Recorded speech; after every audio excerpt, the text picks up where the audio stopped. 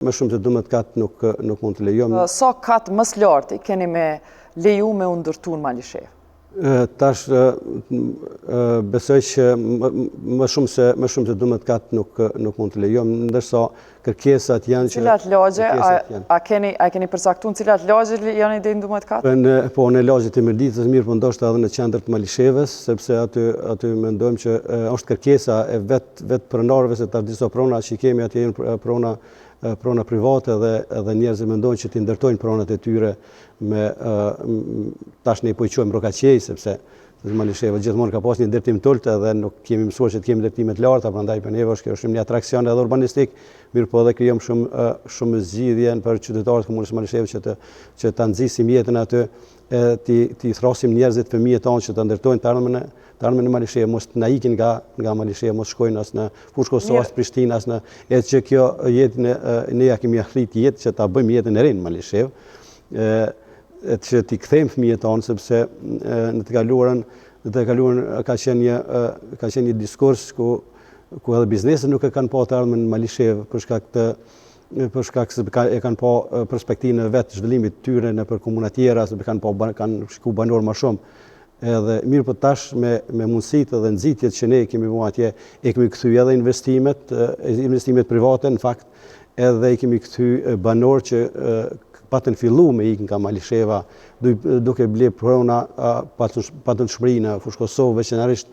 Prishtinë dhe Prizren.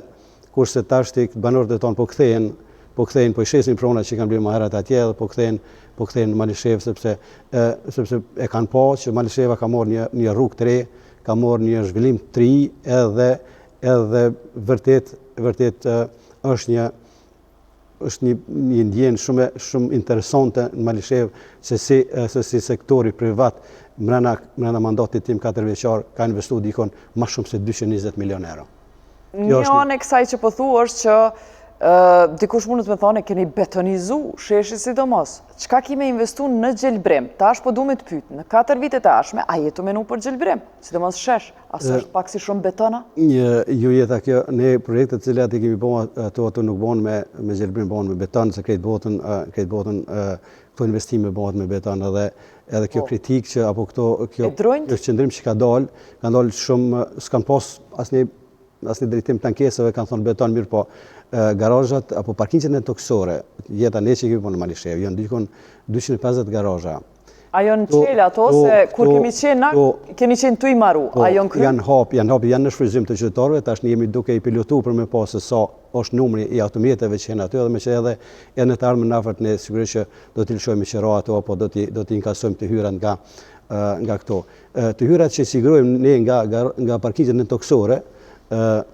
janë më shumë se sipas mendimit tonë më shumë se 500 euro në ditë. E që kur e merr edhe e llogarit mbrana 10 vjet apo 15 vjet të gjitha investimet që kemi bërë aty të gjitha ju kthehen prapë qytetarëve, sepse të këtë projekte kemi realizuar me të hyrat tona vetanake përkatësisht me buxhet të komunës së Malishevës. Prandaj është një për projekteve komercial, e që është në shërbim të komunës, e që i rrit komunat hyrat e veta,